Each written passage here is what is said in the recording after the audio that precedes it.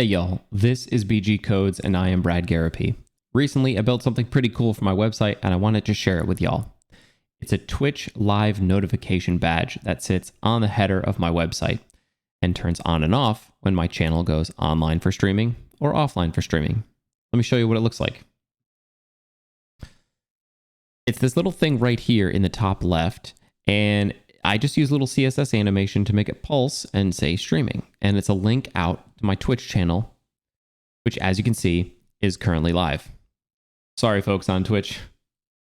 So I just want to walk you through how I coded it and just give you a little insight into it. So we'll pop open VS Code and we'll start with the very first thing, the foundation. I needed a way to ask Twitch if my channel is live or not.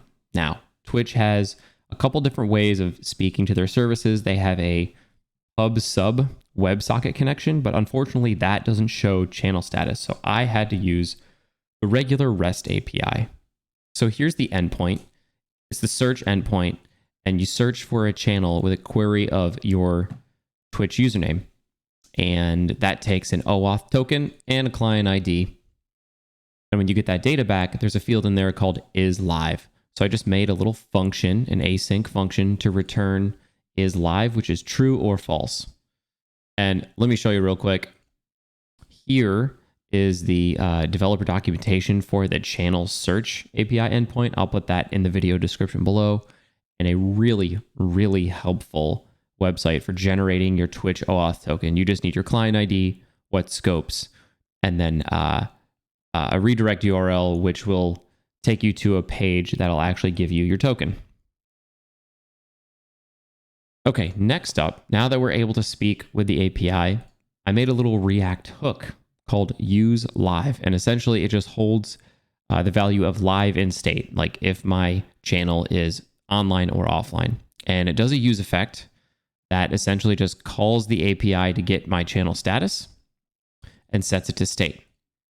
But it also polls. So again, because there's no pub sub API, no WebSocket connection, I actually have to poll using REST in order to get whether my channel is online or offline. So I poll every 1 second.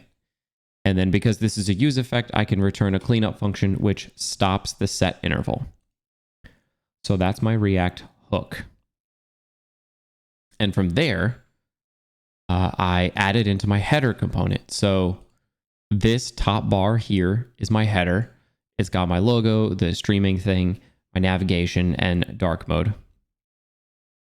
And so what I do here is inside of header, I call that hook useLive, which will cause the header component to re-render if live ever changes.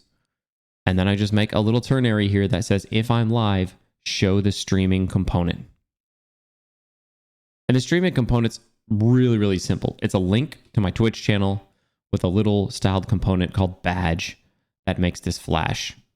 And in order to get this animation, I didn't use frame motion or anything. This is just a really simple CSS animation. And I'll show you how I did it. So at 0%, meaning at the start of the animation, it's 100% opacity, totally visible. At 50%, it's only 20% opaque. So it kind of fades out. And then at the end of the animation, it's back to 100%. So the animation starts from visible down to 20% and back up. And when you call it, you just call it with the name of the keyframe definition. So I called it pulse. It does it for 2 seconds, and it does it infinitely with a animation curve of ease out. So that's how it feels more like a pulse instead of something else. So pretty simple. I think it's really like it fits the aesthetic of the website. It catches your eye because it's pulsing. And then when you click it, it takes you directly to Twitch. And the last thing I kind of want to show off is I had to write some interesting tests for this to make sure it worked. So the hook uses intervals, and I need to make sure that it actually recalls the API when those intervals run. So I made a couple tests. So first one is really simple, return online status. I mock out the API call to just return true in this one. And I use a React testing library to render the hook. And I'll put that link in the description below. And then you have to wait for next update because the useLive hook returns false at first and then makes an API call and then updates state. So you have to wait for next update in the hook, and then I can do my assertions here. I do the same for offline status.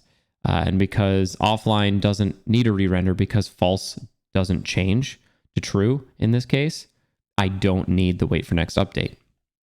Okay, now it gets really interesting. I need to make sure that on every interval, I call the API. So here I have a test called poll for changes, and I use these jest fake timers. And you just call jest.use fake timers at the top of your test file. And because I have this run every minute, every 60,000 milliseconds, I just say jest advanced timers by time, 1 minute. And then I would have expected the API call to run twice, once when the component mounted and once when the first interval ran. And now finally, I need to make sure it actually stops polling when the component unmounts. Render hook from React testing library gives you an unmount method. So that's how you can check your cleanup. So I render the hook, then I unmount it, and then I expect that clear interval, which is like window.clearInterval, should have been called once, meaning it stops the interval. And all these tests pass. It's pretty awesome. Things work really well. And if we go over to the site here, I reload, you'll see the first query is made, and it looks like this. It takes about 100 milliseconds. And coming back, we just get some data, and here's the is live true. And that's what I'm looking for. And this will repeat every minute. And if I stop streaming, which I'll do right now, and I'll just refresh the page so we don't have to wait a minute. Twitch takes a second to send that streaming notification. So I'm no longer streaming and refreshing, and this might take a second here because it caches the response.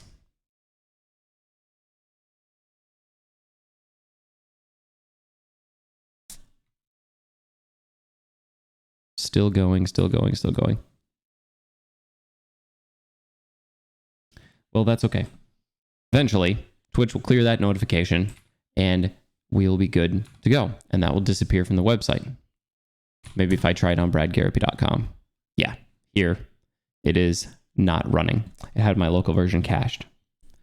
So this is how I implemented a Twitch live notification directly on my website. And I think it's a pretty cool addition if you're a streamer to redirect traffic from your website over to your Twitch stream. And these are all things that I do. I want to make my website kind of the home for everything that I do. And so having a direct link to Twitch like that when I'm live and telling my readers, I think is really important. So thanks for hanging out for this devlog. I'll catch you all in the next one. Peace.